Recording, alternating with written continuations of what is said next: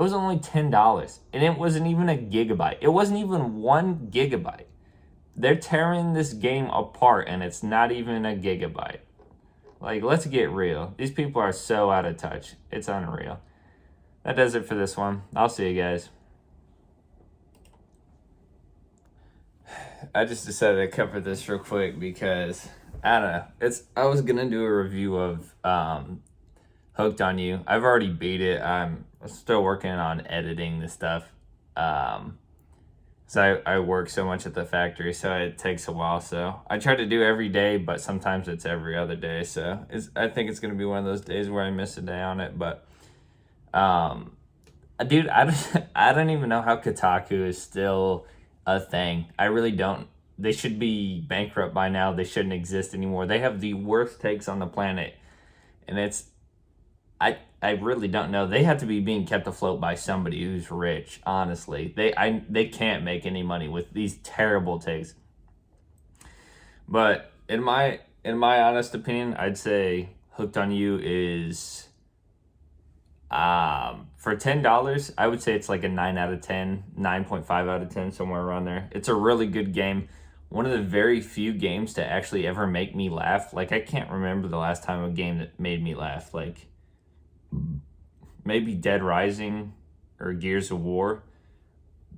And the older versions, not really the newer versions, because the newer versions aren't that great. Yeah. I guess it was Gears of War 5 when Marcus told that dude to shut up. But I told Foz to shut up. But yeah, this dude, who is this?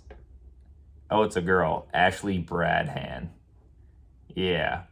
Despite the ripped abs and slinky dresses, Hooked on You belongs in anti-horny jail. Basically, their whole entire problem with this is that it's not pornography.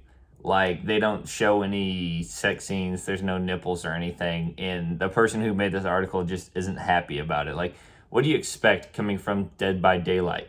Sure, you kill people in Dead by Daylight, and that's the point they make. You butcher people in Dead by Daylight, so why can't you see any nipples? Well, yeah, it's not really the same. You know, horror and guts and blood and gore and stuff is treated a lot differently than nudity. All right, nudity's seen as more taboo than guts and gore. At least it used to be. Nowadays, it really doesn't seem that way. So who knows? But anytime there's nudity in any game, is there even nudity in any games? Any mainstream games? I don't think so. I think it gets a adult only rating if you do, but as a product of the Twilight generation, I'm a sucker for romance, and I thought a serial killer dating sim could be an interesting way to explore why women and Michael Douglas thirst for romance and effed up romance in the first place. But Hooked on You isn't interesting, thoughtful, or very funny about romance at all. Dude, let's just keep going. You wash up on Murderous Island with worms in your belly, no memories in your head, and in quick succession, you come across a skull buried in the sand, and then you run into cutesified killers like Trapper, Wraith, Huntress, Spirit, and Trickster. His presence is mostly eye candy, and another frayed thread and already weak and mangled plot. I don't know what this person was expecting. Like, for $10, it's obviously pretty much a joke game. Like, it wasn't meant to be like an actual whole game. I don't know why you would ever think it would be an actual whole game. It's just a joke about, like dating serial killers. Like, a full dating sim game would probably be like I don't know, what, 6 to 8 hours, and you have like a whole bunch of different things to do and stuff like that, and a bunch of dialogue options. This is $10, and it's like 2 hours, I think, 3 hours, maybe 4. But it definitely wasn't meant to be like a whole out legit game. Like, that's not what the purpose of the game was. It's basically a parody of dating sims.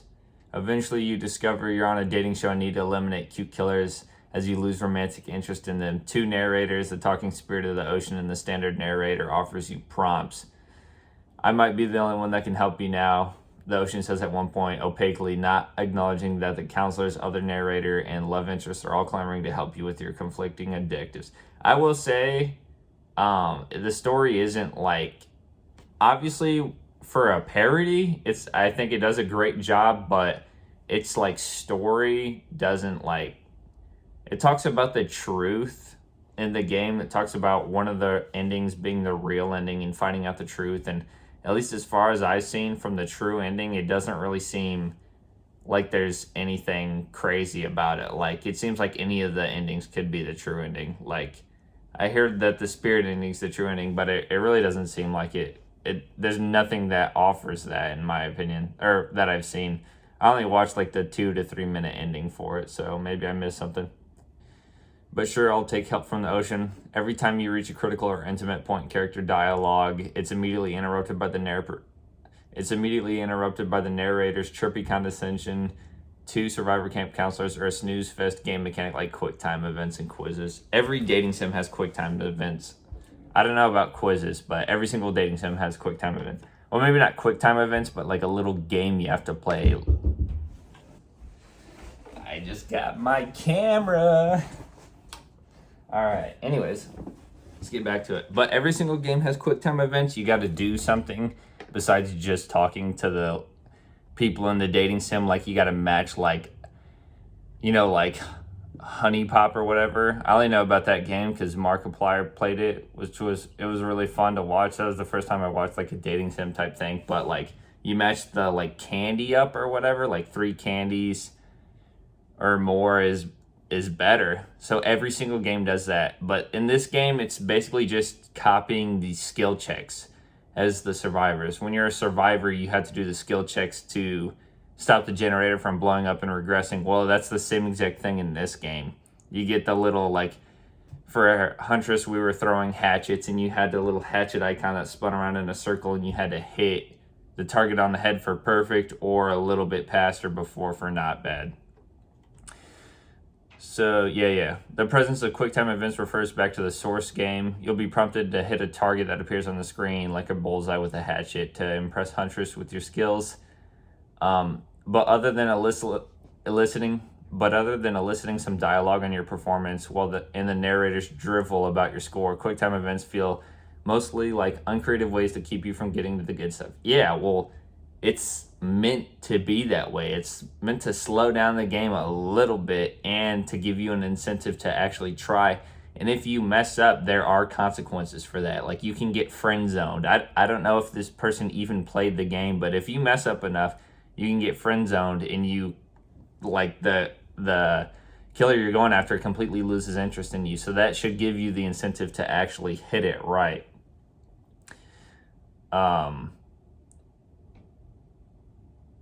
The game's quizzes feel the same.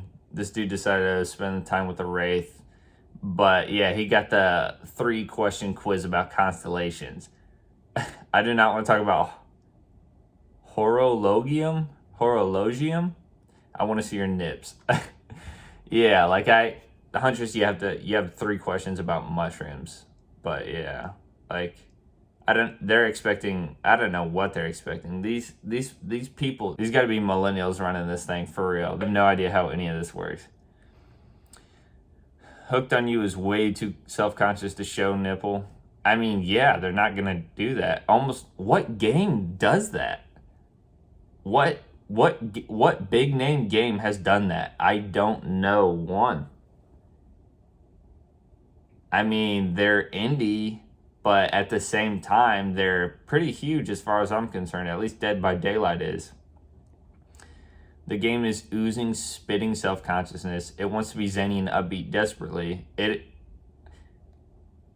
I would say it's zany. That's a weird way to say it. And upbeat. It doesn't try desperately. It is those things. It feels like the narrators are by the millisecond begging you to understand that they know it's a silly premise for the game. I mean, yeah, they do lay that on kind of heavy. It's pretty funny, though. But you're having fun, right? More than once, the narrator emphasized they know the game is imperfect. Yeah, it's a joke. Like, they break the fourth wall all the time. It's still totally cool if you have constructive feedback. The narrator literally says, the place to leave that is in a positive review, because we all know that nobody reads negative reviews of games or resorts like this. I mean, yeah, I didn't have a problem with that. The narrators are terrified you'll see through the repetitive, half-hearted stabs at banter. I disagree. I don't think it's that repetitive. It's repetitive if you go through all 4 routes, but if you just play one route all the way through, like I just did Huntress all the way through, there was nothing repetitive about any of it except for the mini games. But I mean, that's pretty much it. I would assume, obviously, if you go through all 4, it's going to be more repetitive because this, I mean, it's $10. It wasn't even a gigabyte. What are you expecting out of this? Like, you're expecting this to be game of the year, but it's 1 gigabyte. It's not even a gigabyte. Ridiculous. But they take their desperation to be liked out on you any chance they get. Oh, you think these attractive killers are attractive? They're literally killers, you idiot. They're not taking that out on you. They're just making that joke. I mean, it is a strange concept. They're killers that you find attractive, but they literally want to kill you at first. Oh, it sounds like 2 survivors are having sex somewhere on the island. Ew, don't say that. Sex is so gross. At one point, the narrator, whom you speak to more often than any of the killers, chastises you for the way the game is set up. Yeah. These guys have no idea what they're talking about. They really don't. Just because we had a little talk about doing a little talking, it's not an open invitation to go smashing the 4th wall every 5 seconds. The game was such a huge disappointment. At least it's only $9.99 disappointment. And buying it also gets you the Captured Heart Charm and the new Survivor skin for Jake Park in Dead by Daylight. For anything more than that on a horny level, you'll be able to find sexy killers in DeviantArt's unashamed and hallowed URLs. On a gameplay level, try Sucker for Love or Monster Prom. This was the first dating sim game I ever played, and I gotta say, it was really fun, and if more dating sim games are like that, I would play more.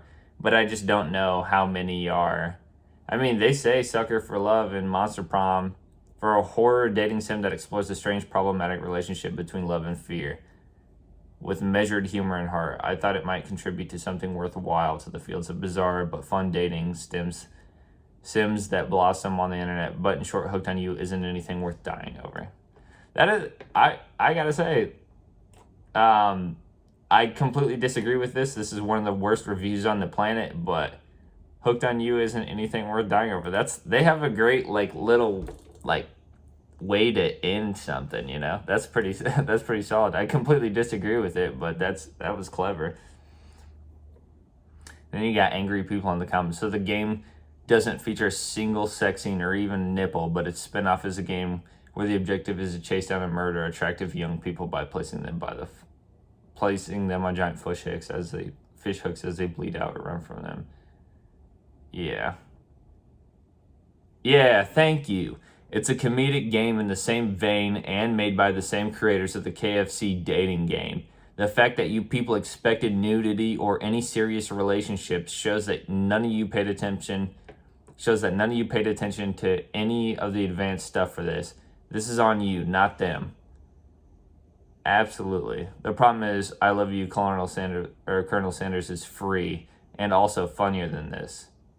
I don't know. Maybe I'll try that one out. I mean, if it's free, but this was incredibly funny. I had no problem paying $10 for the game. It has a lot of cute moments, having only played through the Spirit's route so far. Humor may not have always worked, but was better than Colonel Sanders and wasn't an advertisement to each his own. Well, not only the fact, okay, you get, and I know this isn't the main draw of it, but this game is $9.99. Okay, you get a charm for Dead by Daylight, and you get a skin for Dead by Daylight. A skin alone in Dead by Daylight's $10. The lifeguard skin you get for Jake Park, where he's got the boogie board with the shark fins on it, yeah, that would cost $10.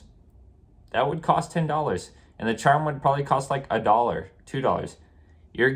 You basically, if you take out the game, it's just, you get a skin for free. You get a $10 skin for free. So basically this game, it's a weird workaround, but this game is free technically if you want that skin, you know. You wanted the skin, you pay $10 for the skin, you get this game for free on the side, you know, or vice versa. This website's just garbage. These people are garbage. They have no idea what they're talking about. Do not listen. I don't even need to say this. Nobody listens to these guys. These guys are washed. But I just wanted to talk about this because it's one of the most fun games I ever played, hands down. I absolutely love this game, and I just can't say enough good things about it. One of my favorite games. One of my favorite PC games of all time. This is great. This is definitely like a top 10 for me. I just love the dichotomy of it and everything, the whole situation between survivors and killers and stuff like that. And it was only $10, and it wasn't even a gigabyte. It wasn't even 1 gigabyte. They're tearing this game apart, and it's not even a gigabyte. Like, let's get real. These people are so out of touch. It's unreal. That does it for this one. I'll see you guys.